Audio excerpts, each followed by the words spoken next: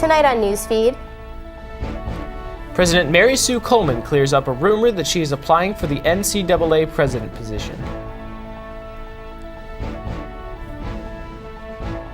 University officials are having a contest to spur student participation in the upcoming census. And Obama announces his budget plans for next year.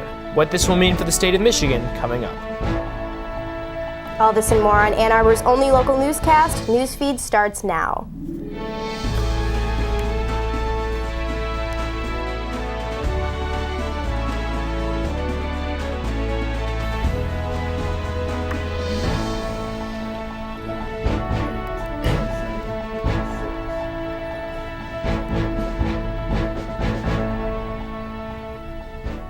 Welcome to Newsfeed. I'm Leslie Dickinson. And I'm Whitson Gordon. It is Monday, February 1st, 2010. Let's head straight into our top story for this evening. Rumors have been flying recently that University President Mary Sue Coleman is a candidate for the NCAA presidency. In an interview with the Michigan Daily, however, she said that this rumor is false. The prior NCAA president, Miles Brand, passed away in September, and there has been much speculation as to who will succeed him. Coleman said in her interview that she is not running for the position. After a board of regents meeting, in September, Coleman did not say whether she was interested in the job. However, in an interview with the New York Times in October, she mentioned that the next president should be a university president from a school with a Division I athletic program, hence the speculation surrounding her. Among those who are also rumored for the upcoming position include Penn State President Graham Spanier and University of Miami President Graham Spanier. It must be a different person.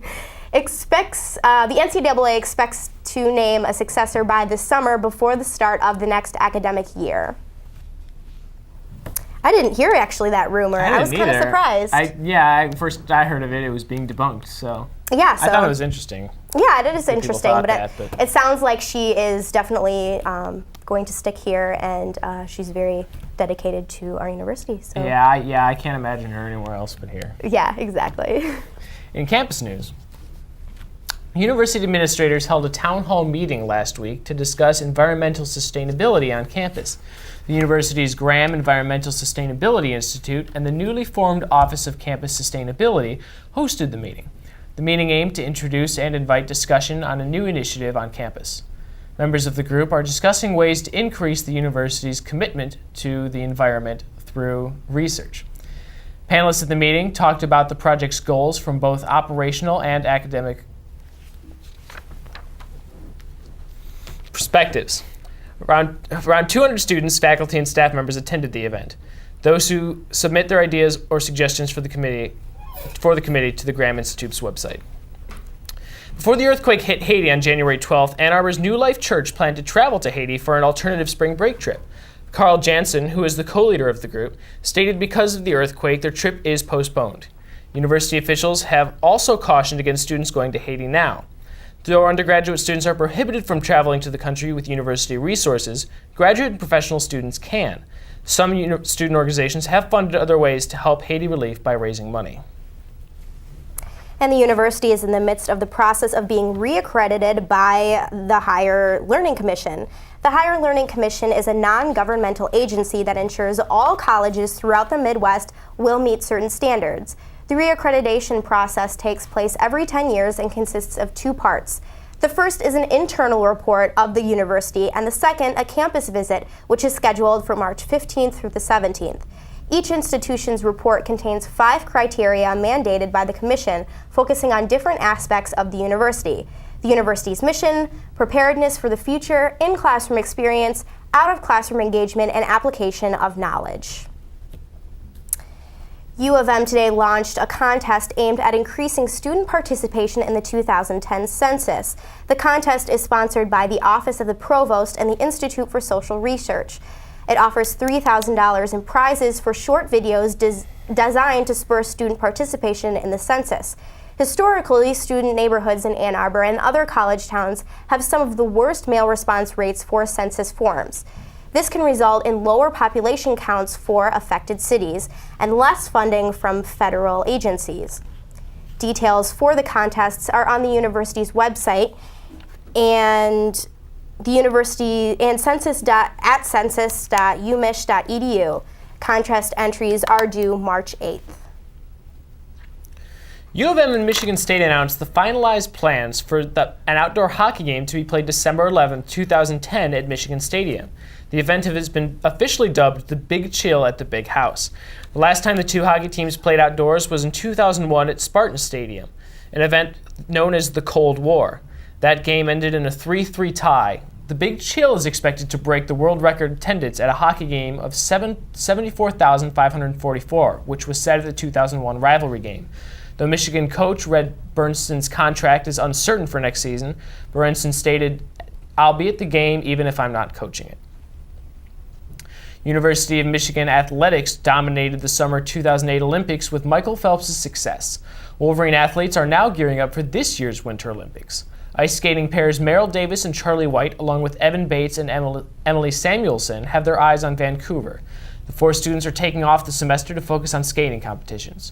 With their recent success and landing spots in the U.S. Olympic team, their hard work has paid off. The pairs will be arriving in Vancouver next week and will stay until March to compete in the ice dance event. Once the Olympics are over, the pairs are set to compete in the World Championships in Italy at the end of March. I didn't, more people in the Olympics, that's good. Yeah, the absolutely. Michael Phelps thing has died down. Especially from the University of Michigan. We love that. I don't know if any other, the article didn't mention whether or not, or the story didn't mention whether or not we have any other teams participating, but it's definitely cool. Someone in there.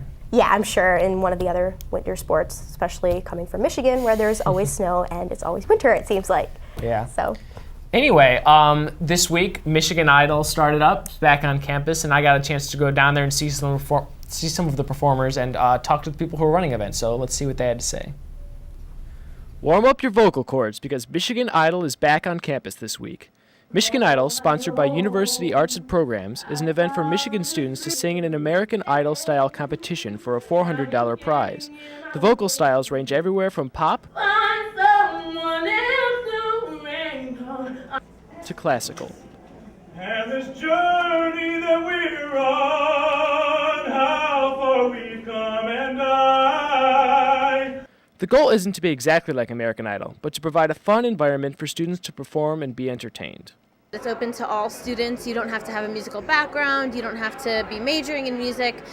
We really wanted it to be a very open audition process. And with the judges, we try to have them be fair and constructive in their comments. There's not really a Simon type character that you're going to find on the show who's kind of ripping people apart. The styles of singing were very diverse in the first round, but there was one message that the judges emphasized over and over again.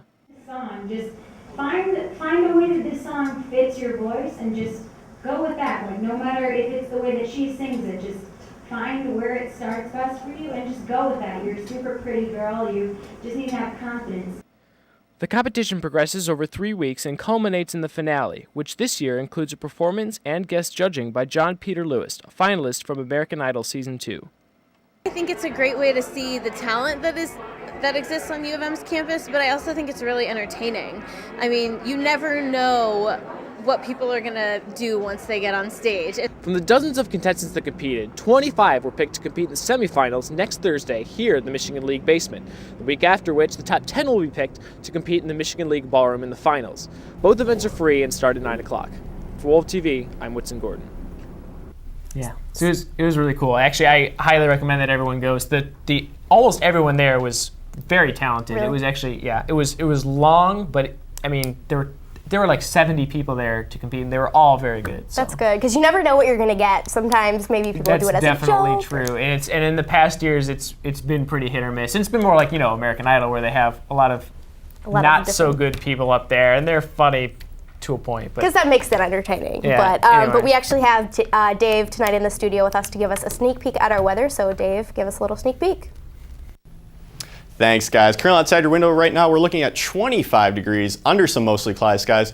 Winds are out of southwest about 6 miles per hour. Now, over the past couple days, we've been kind of in this cold streak of, teens, low 20s for highs. Can we break that the rest of this week? Yep. Let you know my full forecast coming up. Thanks, Dave. We'll come back to that later. Right now, we're going to take